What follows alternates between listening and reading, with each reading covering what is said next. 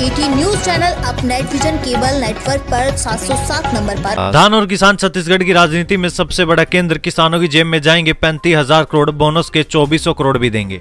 छत्तीसगढ़ के किसानों को राज्य बनने के 23 साल बाद इस साल सबसे ज्यादा पैसा मिलने जा रहा है। भाजपा ने अपने घोषणा पत्र में किसानों से प्रति एकड़ 21 क्विंटल तथा 3100 रुपए प्रति क्विंटल धान खरीदी का वादा किया है। प्रदेश में इस साल धान बेचने के लिए 26,86,000 किसान पंजीकृत है और इनसे 130 लाख टन धान खरीदने का लक्ष्य निर्धारित किया गया है। यदि सरकार इतना धान खरीदती है तो किसानों की जेब में इस खरीफ सीजन में लगभग 35,000 करोड़ रुपए जाएंगे। दरअसल धान और किसान 23 साल बाद भी छत्तीसगढ़ की राजनीति का सबसे बड़ा केंद्र बना हुआ है। छत्तीसगढ़ में धान ही एकमात्र ऐसा कारण है जिसके दम पर भाजपा ने लगातार 3 बार सत्ता हासिल की और चौथी बार भी उसे सत्ता से बेदखली भी धान के कारण होना पड़ा। अब 5वें चुनाव में भाजपा की वापसी का बड़ा कारण किसानों को ही माना जा रहा है।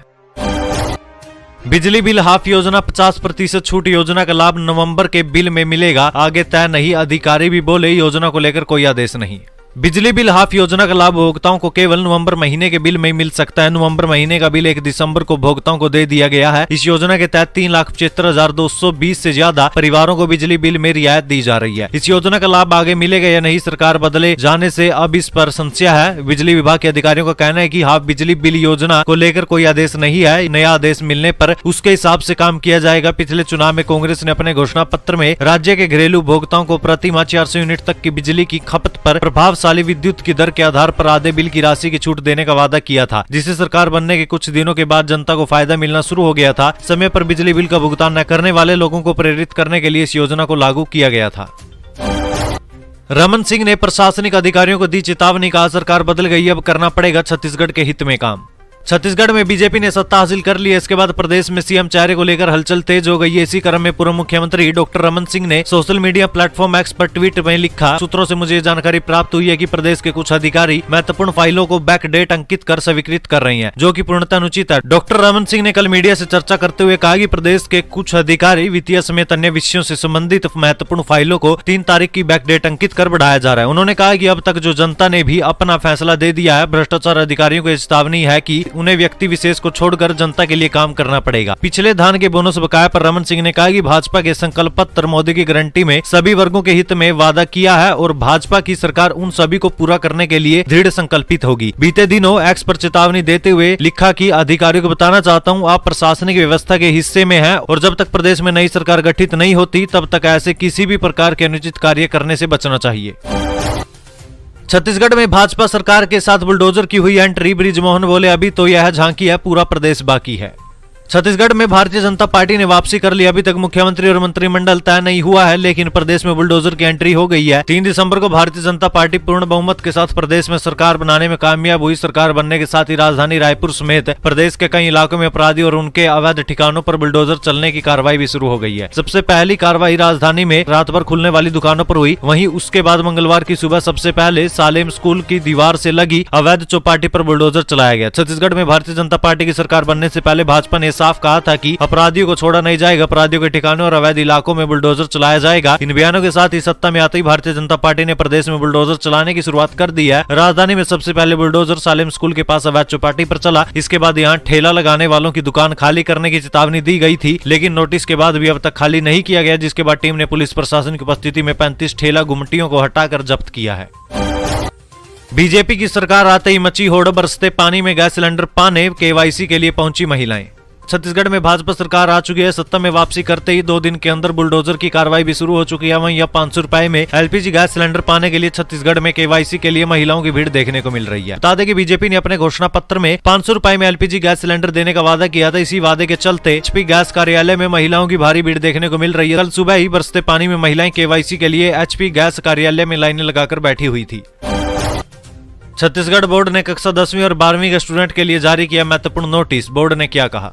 छत्तीसगढ़ माध्यमिक शिक्षा मंडल रायपुर ने छत्तीसगढ़ बोर्ड कक्षा 10वीं और 12वीं के सभी छात्रों के लिए एक बेहद जरूरी नोटिस जारी किया है। ये नोटिस छत्तीसगढ़ बोर्ड कक्षा 10वीं और 12वीं के उन छात्रों के लिए है जो आगामी वर्ष में बोर्ड की परीक्षाएं देंगे। आधिकारिक सूचना के अनुसार छत्तीसगढ़ बोर्ड की कक्षा 10वीं और 12वीं की प्रैक्टिकल परीक्षाएं 10 जनवरी 2024 से शुरू होंगी। दोनों कक्षाओं के लिए प्रैक्टिकल बोर्ड परीक्षा संबंधित स्कूलों में 10 जनवरी से 31 जनवरी 2024 के बीच आयोजित की जाएगी। स्टूडेंट नोटिस बोर्ड के अधिकारी वेबसाइट cgbsc.nic.in पर देख सकते हैं। छत्तीसगढ़ बोर्ड ने अपने नोटिस में में स्टूडेंट को सचेत करते हुए कहा कि बोर्ड 10वीं और 12वीं प्रैक्टिकल परीक्षा 2024 में अनुपस्थित रहने वाले छात्रों और छात्राओं को कोई अतिरिक्त या विशेष मौका नहीं दिया जाएगा और न ही दोबारा से परीक्षा आयोजित की जाएगी। नई सरकार के आते ही जारी हुआ नया आदेश, अब सोमवार को होगा जन दर्शन। राज्य की सत्ता पर भाजपा की वापसी के बाद प्रशासनिक कामकाज में कसावट के साथ ही बदलाव भी दिखाई देने लग गया है। कलेक्टोरेट में अब मंगलवार की बजाय सप्ताह के पहले दिन सोमवार को टीएल की मीटिंग और उसके बाद जनदर्शन होगा। मीटिंग के बाद कलेक्टर जनदर्शन के दौरान जिले के ग्रामीण क्षेत्रों से आने वालों की समस्याएं सुनेंगे और निराकरण भी करेंगे। चुनाव आचार संहिता समाप्त होने के बाद बुधवार को कलेक्टर अविनीश शरण ने मंथन समाकक्ष में टीएल की मीटिंग ली। मीटिंग के दौरान जिला प्रशासन के साथ ही आबकारी विभाग के अफसरों को 3 दिनों के भीतर सभी चखना सेंटरों को एक्सीवेटर के जरिए ढहाने का निर्देश दिया। उन्होंने कहा कि शहरी क्षेत्रों में आज शाम तक ग्रामीण इलाकों में 2 दिन के भीतर शराब दुकानों के पास संचालित चखना सेंटरों को तोड़ा जाएगा। कलेक्टर ने नगर निगम, आबकारी और पुलिस की संयुक्त टीमों को इस कार्रवाई को अंजाम देने के सख्त निर्देश दिए हैं।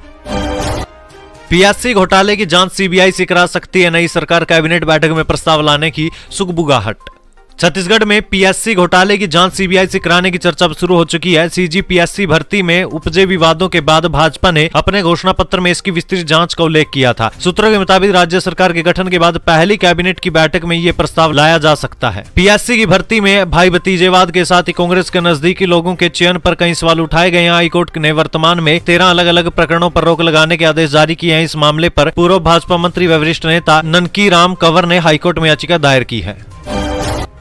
छत्तीसगढ़ के नवनिर्वाचित विधायकों में से 17 पर गंभीर क्रिमिनल केस। देखिए, 4 राज्यों में विधानसभा चुनावों में बीजेपी ने 3 बड़े राज्य मध्य प्रदेश, राजस्थान और छत्तीसगढ़ में बड़ी जीत हासिल की। इन तीनों ही राज्यों में से छत्तीसगढ़ की जीत काफी अहम है, क्योंकि किसी भी एग्जिट पोल में ऐसे परिणाम की भविष्यवाणी नहीं की गई थी। छत्तीसगढ़ विधानसभा चुनाव में बीजेपी ने 54 सीटें जीतकर परचम लहराया था। चुनाव नतीजे के बाद जहां एक तरफ सीएम फेस को लेकर पार्टी में मंथन चल रहा है, तो वहीं दूसरी ओर चुनावों में नवनिर्वाचित 90 विधायकों में से 17 ने अपने खिलाफ आपराधिक मामले घोषित किए हैं, जिनमें से 6 पर जानबूझकर चोट पहुंचाने और आपराधिक धमकी देने जैसे गंभीर आरोप हैं।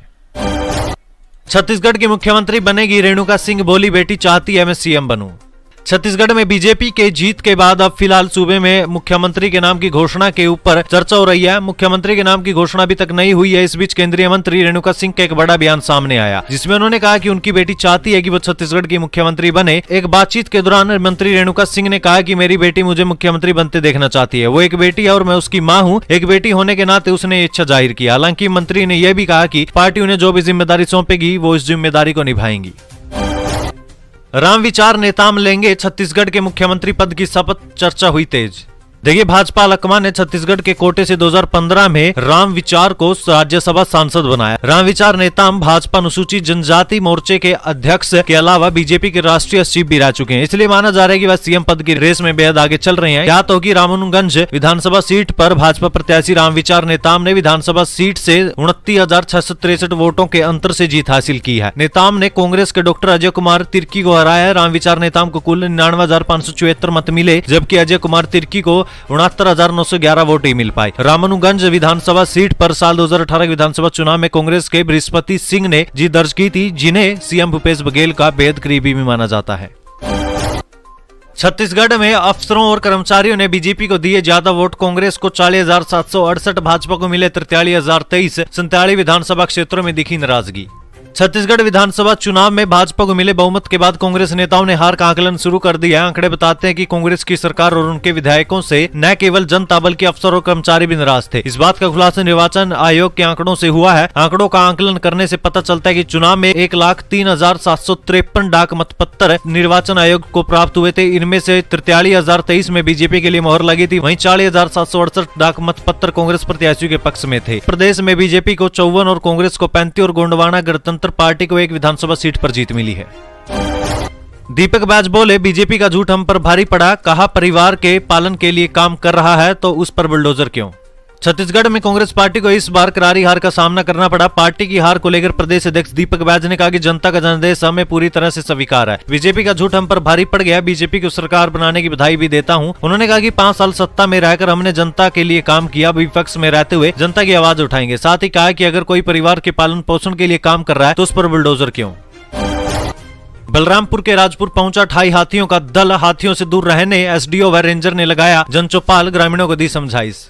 बलरामपुर जिले के राजपुर वन क्षेत्र के अंतर्गत नरसिंहपुर जंगल में 28 हाथियों का दल विचरण कर रहा है। बारिश में एसडीओ व रेंजर मौके पर पहुंचकर ग्रामीणों के हाथियों से दूर रहने की समझाइश भी दे रही हैं। 28 हाथियों के दल में 4 शावक हाथी भी शामिल है। बता दें कि बीते कुछ दिनों से जिले में हाथियों का आतंक चरम पर है। अब तक कई लोगों की मौत भी हो चुकी है। 8 दिसंबर को एआईसीसी में होगी हार की समीक्षा। खड़गे के साथ कुमारी सैलजा, भूपेश बघेल समेत बड़े नेता बैठक में होंगे शामिल।